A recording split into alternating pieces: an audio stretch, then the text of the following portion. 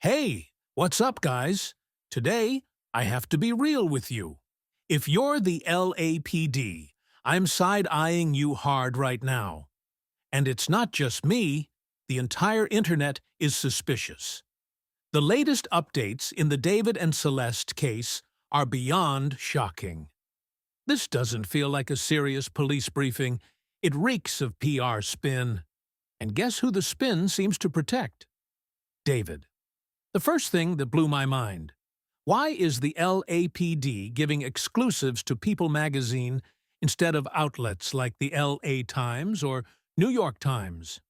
Everyone knows People is a tabloid. It's celebrity fluff, not hard-hitting investigative journalism. That tells me one thing. LAPD didn't want tough questions. They wanted the softest stage possible to control the narrative. And then comes the content itself, which is, in fact, disturbing.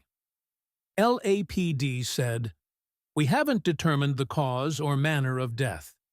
We don't know if anyone will face criminal charges beyond concealment of a body." Excuse me? So a 14-year-old girl is found dead in the front trunk of a Tesla, and your first thought is, maybe it was natural? Maybe no crime here? Do you hear how insane that sounds? If it was an overdose, who gave her the drugs? Who let a 14-year-old wander into an adult party scene? If it was an accident, why hide the body? To touch a corpse, to decide to hide a human life, that takes cold calculation.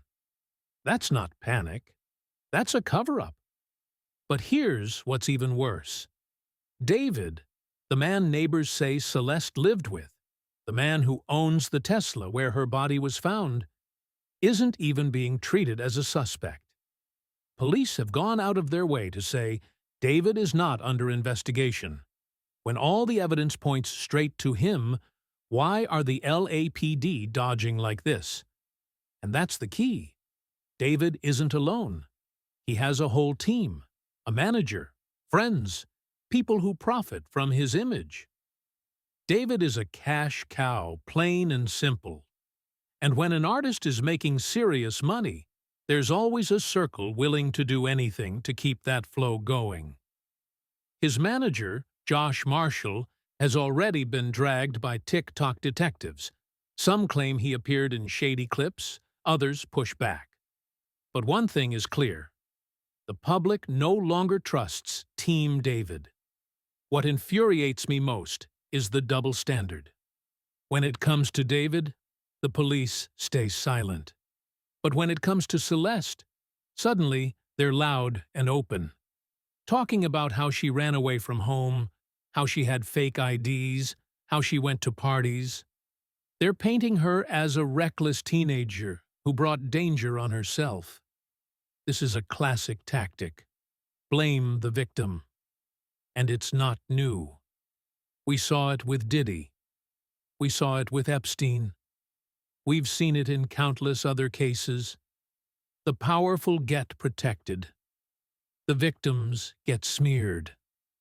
This raises a more concerning possibility. Is this truly an isolated case, or is there a larger network at play?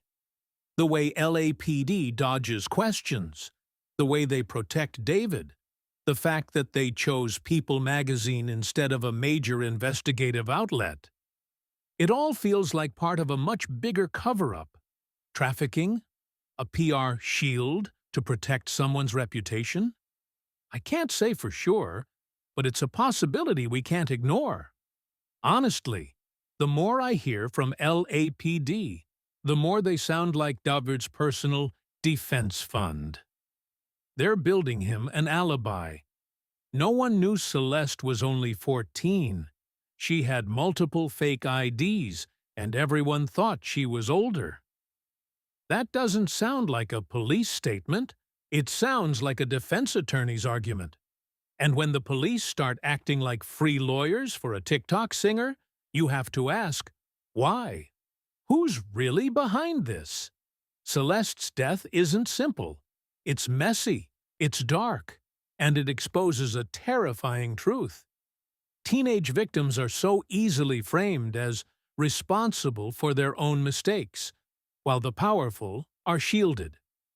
In the past, if someone had told me about trafficking rings or cover-up networks, I might have rolled my eyes, thinking it was conspiracy talk. But after Epstein, after so many expos, it's hard to deny we live in a time where reality is scarier than fiction.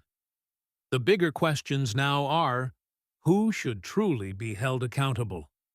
Why is LAPD acting like David's protector instead of seeking justice?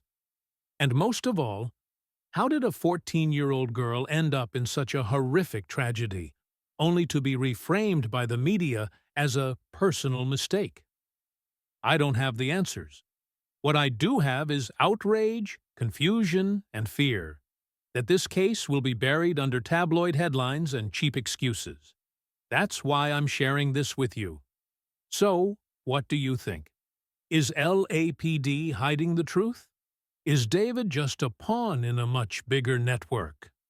Or is this all a power play where the public only gets to see the tip of the iceberg? Drop your thoughts in the comments, because honestly, this is one of the strangest and darkest cases I've ever followed.